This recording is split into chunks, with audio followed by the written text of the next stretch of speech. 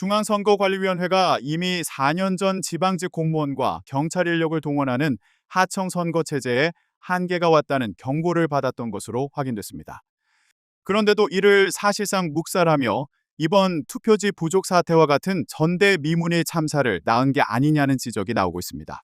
투표소 봉쇄 사태가 벌어졌던 서울 송파구 잠실 칠동 제2투표소에 본투표 당일 선관위 직원이 나타난 것은 오후 8시를 넘은 시각인 것으로 파악됐습니다.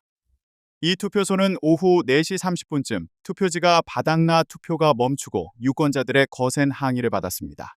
이를 3시간 반 동안 맨몸으로 받아낸 것은 투표소를 관리하던 송파구청 공무원들이었습니다. 간단한 교육만 받은 선거 비전문가들이 상황에 대응하다 사상 유례가 없는 오후 10시까지 투표 연장 조치가 내려진 것입니다. 구청 관계자는 송파 구성관리 직원이 20명이 채 안 되고 개표 관리에 바빴다고는 한다며 하지만 책임질 수 있는 분이 현장에서 정리해야 했다. 그게 이루어지지 않으니 이번 사태가 벌어진 것 아닌가라고 말했습니다. 투표 시간 연장 후 개표 중단을 요구하는 시민들이 투표소를 봉쇄하며 투표함 반출이 35시간 동안 가로막혔습니다.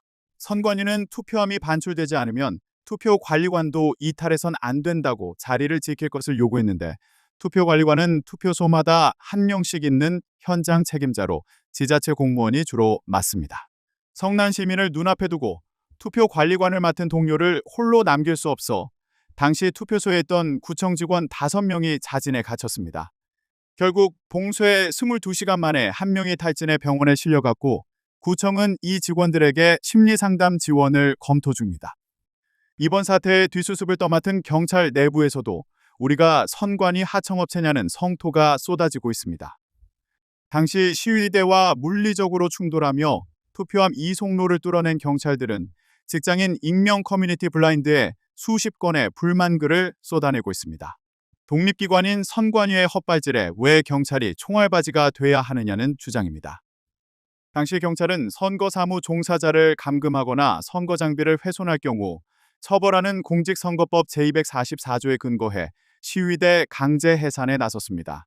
현장에 투입됐던 한 경찰은 선거 업무는 선관위가 아닌 지방직 공무원들이 다 하고 현장에서 욕은 경찰이 다 먹는다고 자조했습니다.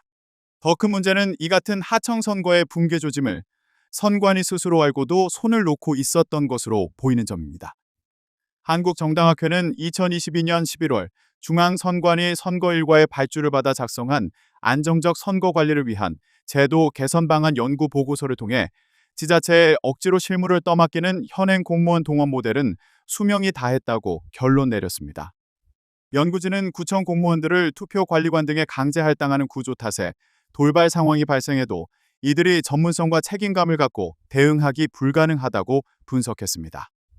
그러면서 선거 민주주의를 지탱할 하부 구조가 부실해지고 있다며 높은 선거 품질과 선관위에 대한 국민적 신뢰는 부실한 선거 사무의 토대로 지속하기 어렵다고 일침을 날렸습니다. 마치 연이나 한 듯 보고서가 우려한 상황은 4년 후 현실이 됐습니다.